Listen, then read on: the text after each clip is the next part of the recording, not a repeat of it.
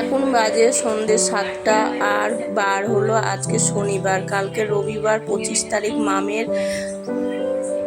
Drawing পরীক্ষা আছে AB স্কুলে। তার জন্য 10টা এখানে ছবি লাগবে, ও সেটাই রেডি করছে। কতগুলো হয়েছে মানে 7-8টা মতো হয়েছে আর দুটো বানাচ্ছে। তো এই যে ছবিগুলো দেখো কি দারুণ হয়েছে না ছবিগুলো। এগুলো সব একটা বড় খামের ভিতরে করে ওখানে জমা দিবে, তারপরে আবার ওখানে বসেও একটা ড্রয়িং পরীক্ষা হবে। আর ওই যে ওইটা এখন রেডি করছে, ওই যে রংটা পড়ে গেল, তা আমার দিকে তাকাচ্ছে, মানে আমি ভিডিও করছি বলে কি রংটা পড়ে গেল না, ও ওইটা তুলিটা সরাতে যেয়ে রংটা পড়ে গেল, তাই আমাকে বলছে তোমার জন্য রংটা পড়ে গেল। তো কালকে সকালবেলায় 10টায় মামের পরীক্ষা আছে, মাম পরীক্ষা দিতে যাবে।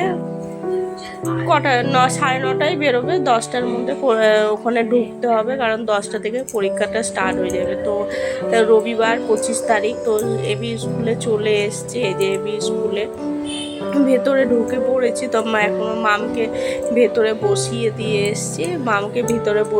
এসছে, বাইরে একটু বসেছি। তো ভাবলাম একটু ভিডিওটা করেই নিই, তো ভিডিওটা করে নিলাম।